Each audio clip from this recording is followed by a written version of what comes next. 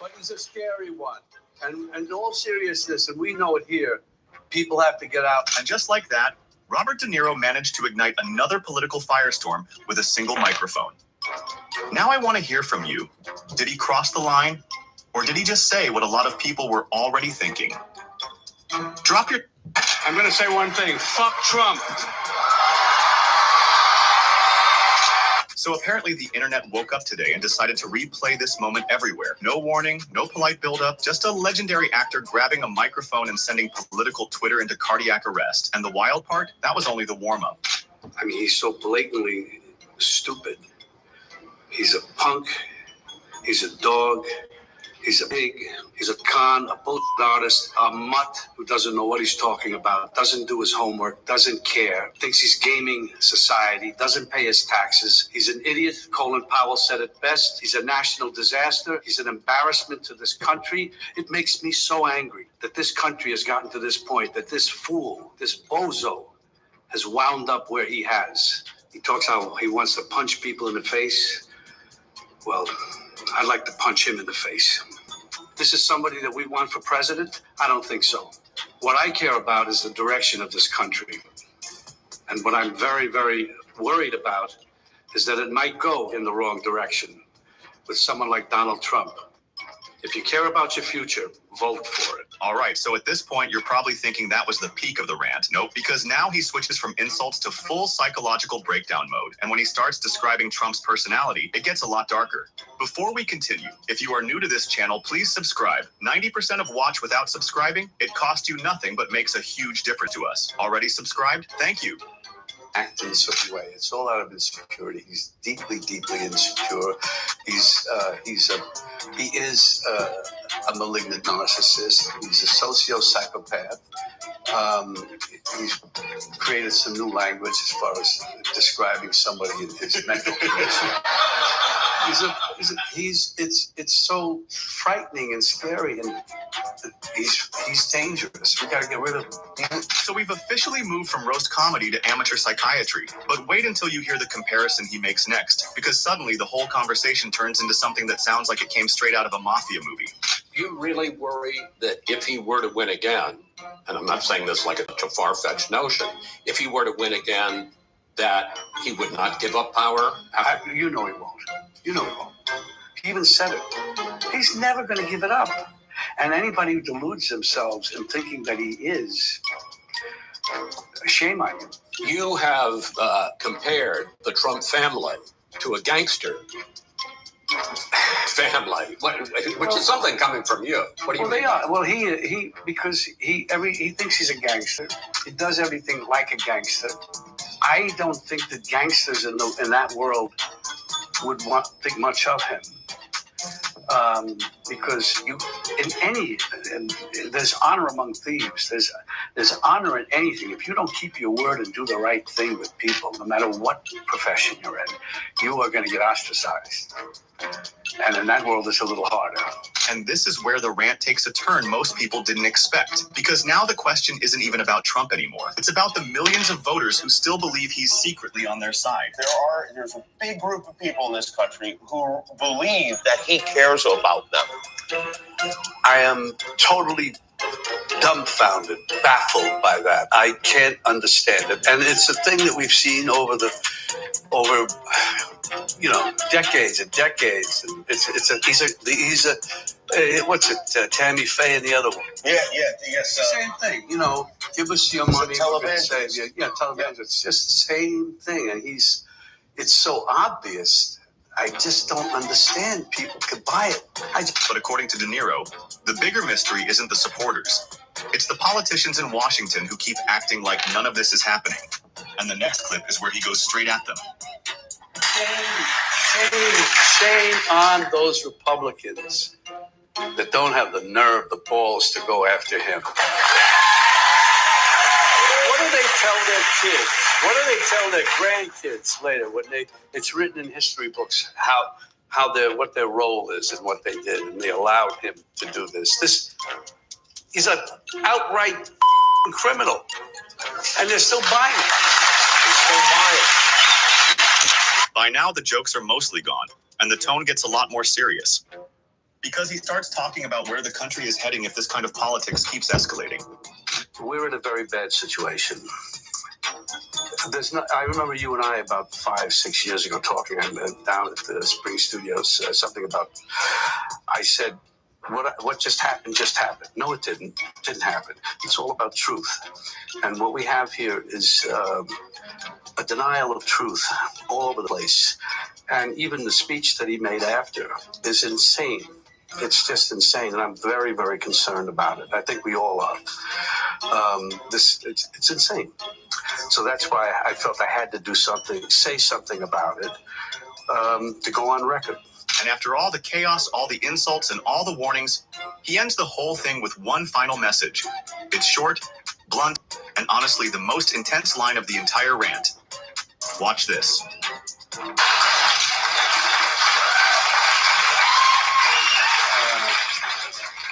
Yeah, he's so stupid.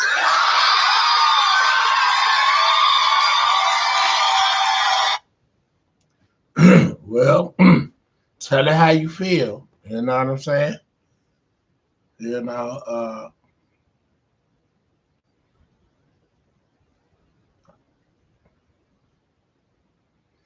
I mean, you know, I just really believe that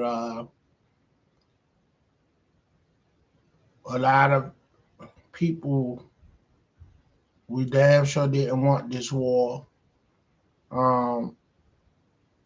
But if he really did get intel that they was going to attack us and try to do another 9/11 or another Pearl Harbor, then, you know, he's supposed to do what he did. Everybody is not going to agree with it or understand it, but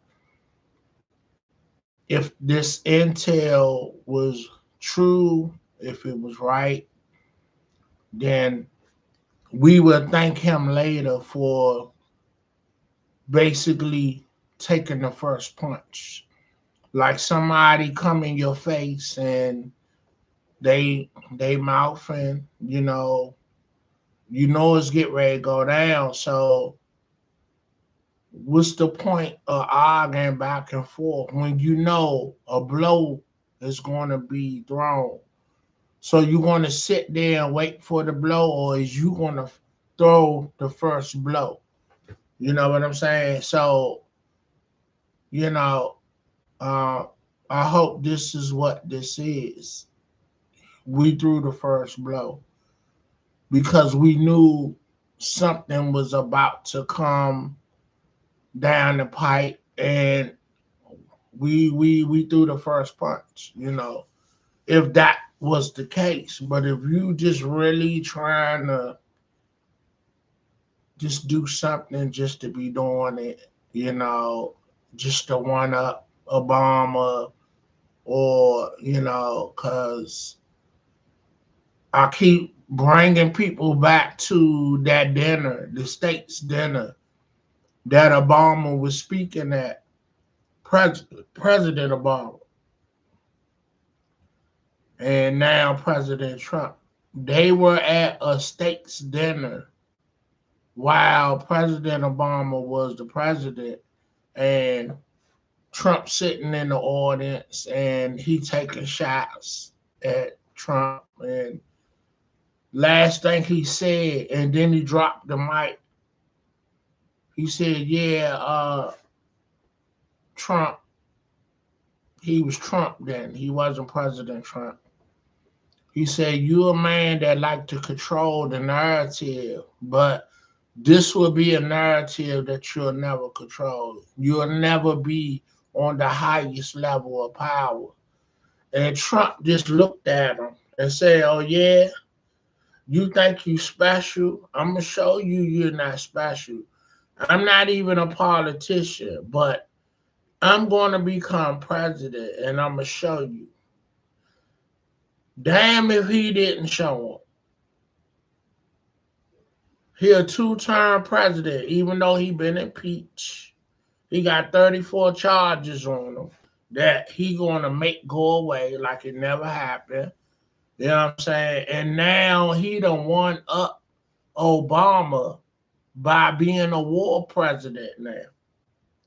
You see how he just did that? So, you know what I'm saying? So I hope this wasn't a one-upper, if you will. And this was a first punch that was thrown because a punch was going to be thrown by Iran. And we got to jump on them. You know what I'm saying? So I hope that was the scenario. You know what I'm saying?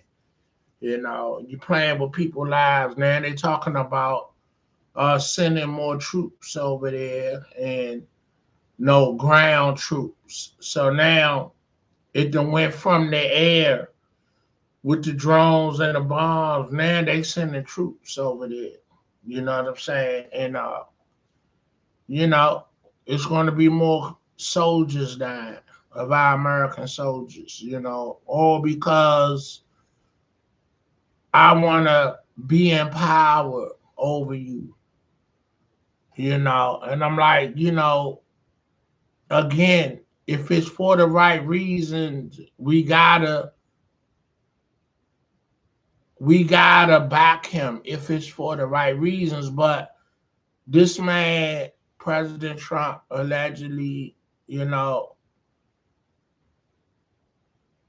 he tell you himself, I'm never gonna tell you everything that you want to know.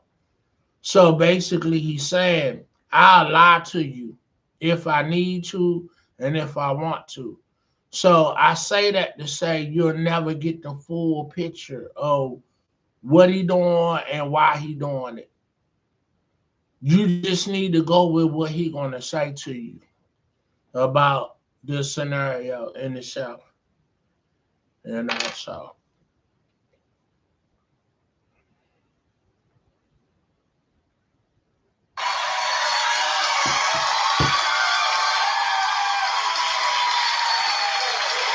I mean, look at the lame, inane things that he said. He's so stupid, he can't even say anything clever.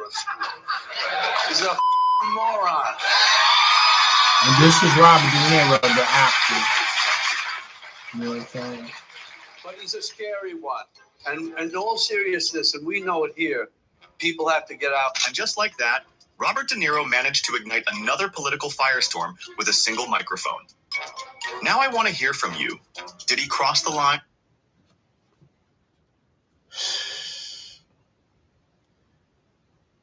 I don't know if he gonna bring that smoke at De Niro, because De Niro, uh,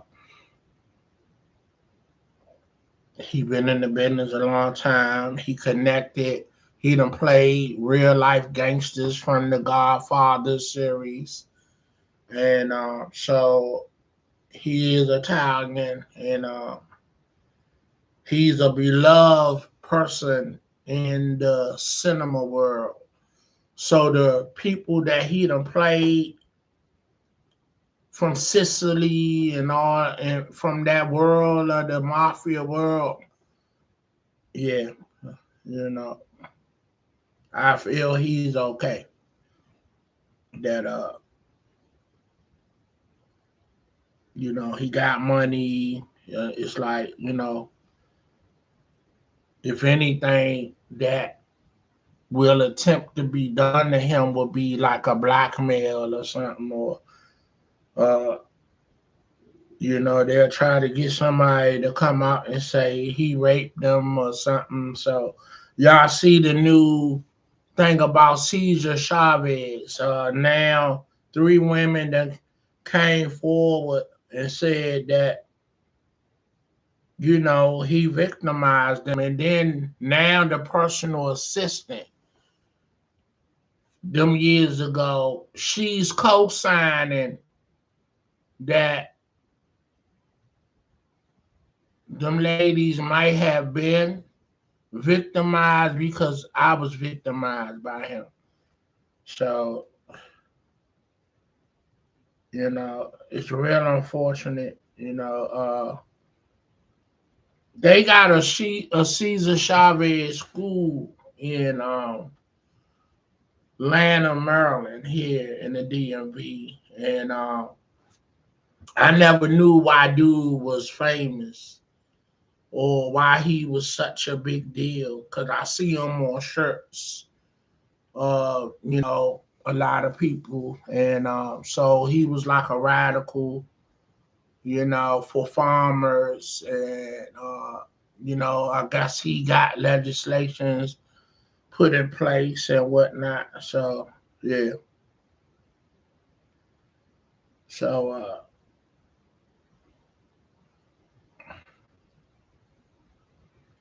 it's crazy. Saving for college traders.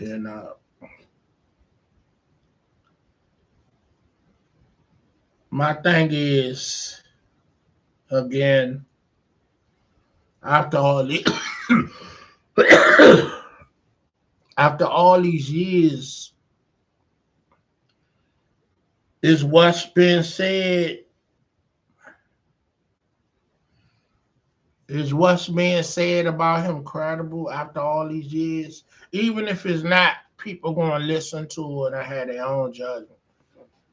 And I know the first thing they're gonna say, why now? Why now? The lady that's bringing up the accusation, who was his assistant, this lady 96 years old. So now they want to take down dudes' statues, take his names off the schools. And if it's true, if it's accurate, then as they should. You know what I'm saying? Just crazy though.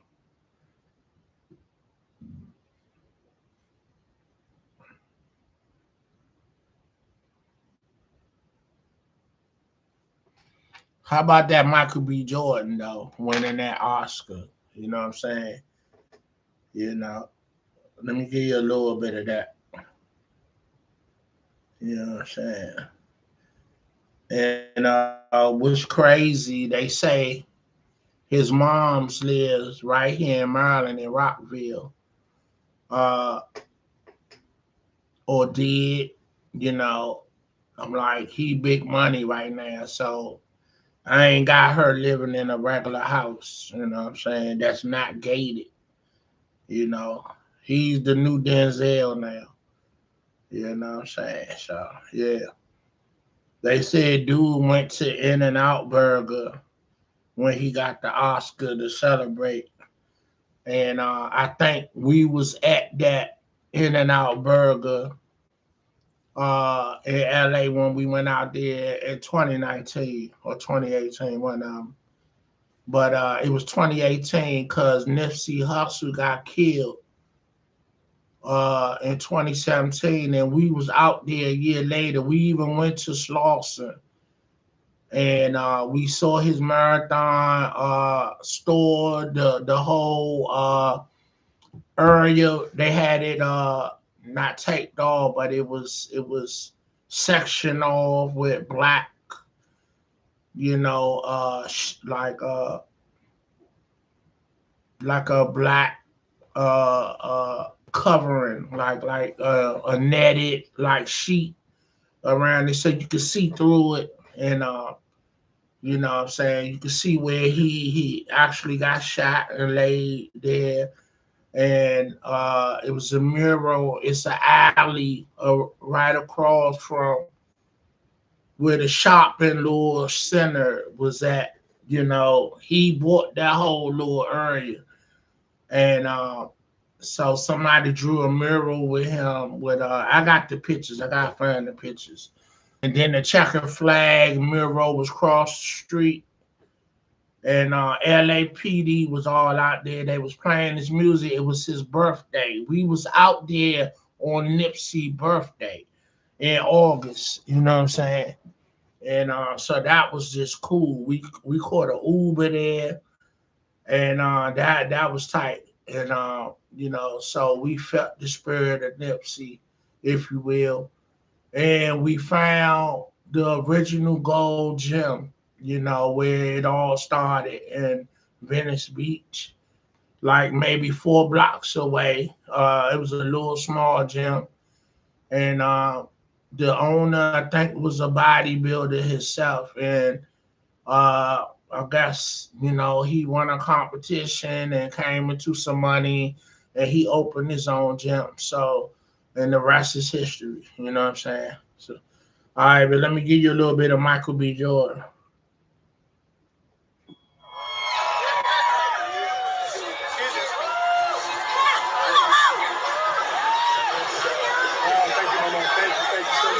Mike, from the beginning to the end, you already know.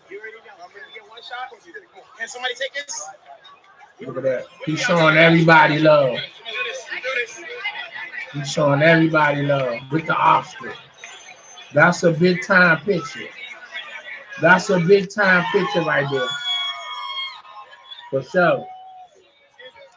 That's a big time picture right there. Mike, from the beginning to the end, you already know. I'm gonna get one shot. Can somebody take this? With the Oscar. I got you. He's the new Denzel. Denzel passing the torch. He's the guy right here. He's the guy. You know, everybody saying Denzel stepping down.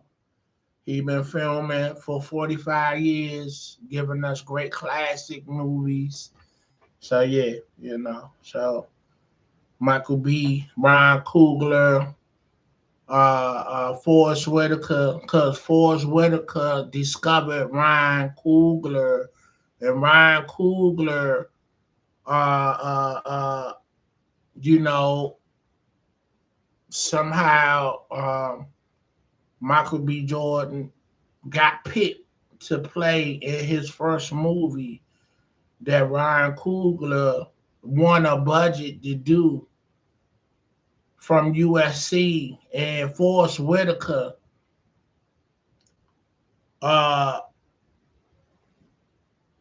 stepped to Ryan Coogler and asked him, if you could make a movie, which one would it be? What would it be? And he pitched him the idea. Forrest Whitaker loved it. You know what I'm saying?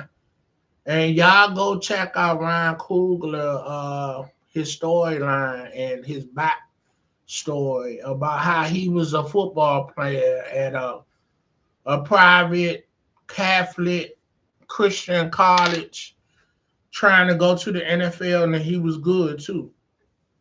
I think he was like a running back, busted up his knee, and so he's still going to class trying to get his degree, and he was some credit short, so he took something like creative writing, and I guess the teacher realized and recognized that he was a great writer and was vivid with his stories, and she ignited his journey by just saying, you have a very vivid imagination of storytelling in your writing. You should really consider screenwriting.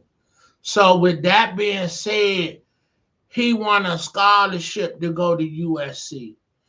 And if you know about USC, they have a great screenwriting, film production department where they groom future producers and writers and produce actors or whatever. You know what I'm saying? And we all know John Singleton come out of USC. So John Singleton was like who Ryan Coogler was looking up to. And they were in USC around each other. And John Singleton really motivated Ryan Coogler. And what was crazy, Spike Lee motivated John Singleton. So you see how that go? So, and it's funny that I'm here with you guys talking to you about USC in film production and screenplay writing and producing. I went to UDC being inspired by the movie School Days and Spike Lee and his story, saying uh, he charged 16,000 to make his independent movie on his credit card, if I'm saying it or remembering it right, which was She Gotta Have It. And that got on the radar of I guess the Hollywood it folks, and that's how he got people to invest and do the right thing.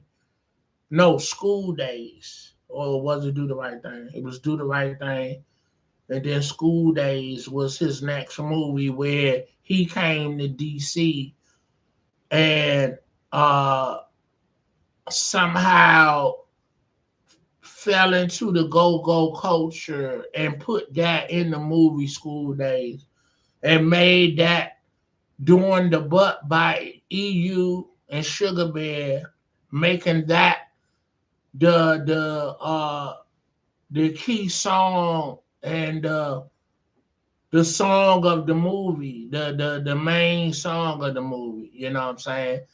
And then they did a video. So people come in contact with the culture of go-go when you talk to like stars, like Jill Scott. She said she was a college student that came down to a college homecoming of Howard University, and homecoming weekend, there's a lot of festivities going on and a lot of go-go shows. And Jill Scott was like, what is a go-go? So she went to a go-go. I don't know what band that she went to see, but I think a lot of people that come to DC, someone takes them to a go-go and then they hear the go-go music firsthand and they fall in love with it. It's homegrown and the magic is in the musicianship. And it has its own sound. I'm gonna say like how Mardi Gras, how they get down, how they do their own thing, their own flavor of New Orleans music, bounce music, rap, the jazz, the culture, what is it, the Mardi Gras and all that. So we have our own version, which is the go-go culture, which is homegrown music. You know what I'm saying? So yeah, like Memphis got the blues, you know what I'm saying? Anywhere they got their own flavor of homegrown music, DC has go-go. We just celebrated 50 years and had the Go-Go Awards, and it was worldwide thanks to streaming. It reached everywhere in the world.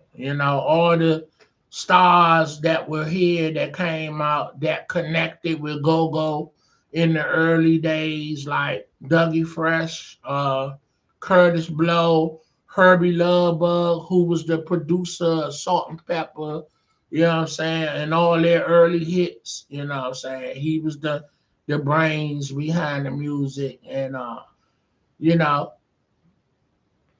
so Spike Lee was a great influence on a lot of people. And when I got to UDC, I didn't know what to major in. So I saw School Days. I heard the story of Spike Lee and his passion for movies. I say, whoa, that's me right there. I got a passion for movies. I love the movies. I'm a movie buff. So I felt like that was my direction. So I majored in film production, uh, which was mass media. And my under major was camera production. So put it like this. I I majored in mass media, which is now media arts. They changed the name. So I wanted to learn film writing and everything, and screenplay writing, and learn how to use the cameras because my major was mass media. My minor was camera production, right? And so my backup was supposed to be if I didn't make it to go to Hollywood to write screenplays and write movies or act in movies, produce movies, I was going to be a cameraman and work at one of the TV stations. And, that was my major and my minor. And of course, it didn't work. It didn't come into fruition. Life got to life, and it took me in the directions that it went. But it's funny how I'm with you now, talking to you over a streaming platform where we're actually doing video and audio, which I went to school for this stuff. So it's like it came full circle, you know what I'm saying? And I didn't have to pay $50,000 to get the training and from this aspect of the streaming podcast version of it. It's like you pretty much learn how you go. But I actually was going to school to learn this whole operation. And it's just funny that that didn't work out, but I'm still here doing what I'm doing, which is a part of media arts and audio arts. You know what I'm saying? So, yeah, so, I mean, and then with a podcast, you the star, you the producer, you the writer, uh, you the main actor, you everything in one because it's your shit. You be what you want to be, and you put the content that you want to put up, and you can monetize it. So how cool is that? That came full circle, but in hindsight, so I never got around to the major part because I was gone from school after 2 semesters, and I didn't get to learn the major part of the major that I was there for. I didn't get that far, but it's just funny how I'm before you now. So that's just crazy how things work. God, you know, He know where you going and where you going to end up. So what I started then, I'm actually kind of doing it now, if you will.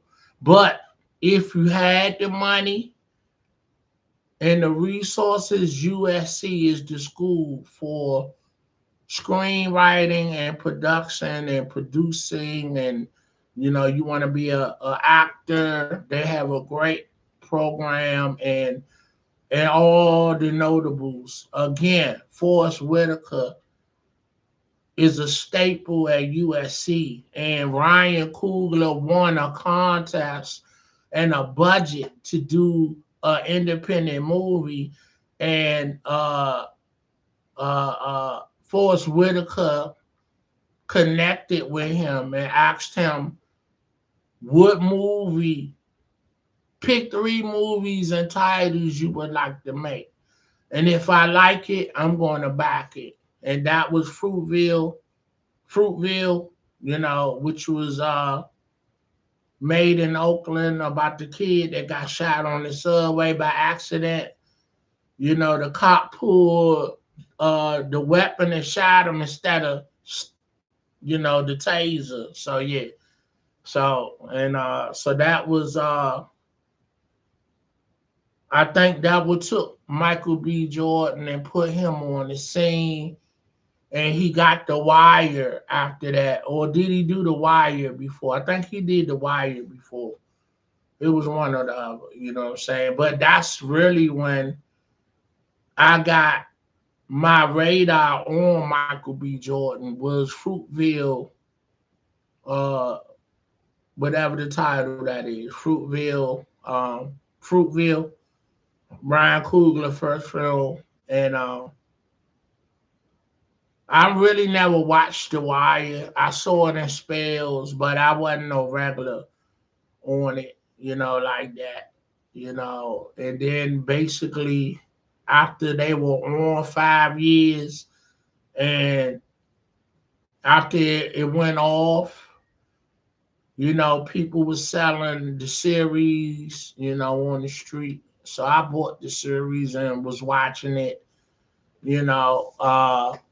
So I didn't watch it like that to get invested in it, like Game of Thrones, you know. I mean, you know, I, I just wasn't no buff. It didn't really interest me. I saw a couple of episodes, but I ain't into the dragons and all that. It just didn't like connect with me. So The Wire, it didn't connect with me. Not saying it wasn't good, because some great actors came from that series, and like Idris Elba, Poot Cheney, Trey Poot Cheney. I worked with his aunt in DC at Department of Agriculture, and then we got Big G from Backyard Band. He played a character, Slim Charles. So they gave him opportunity to get his acting chops up. So that series opened a lot of doors for a lot of actors like Michael B. Jordan. And look where he at now. So yeah. All right, I'm gonna sign off because I got some things to do, but I just wanted to come and holler at y'all, man. I done gave y'all 43 minutes. I should just go on and finish out an hour, but I'll do it tomorrow. You know what I'm saying? You know. So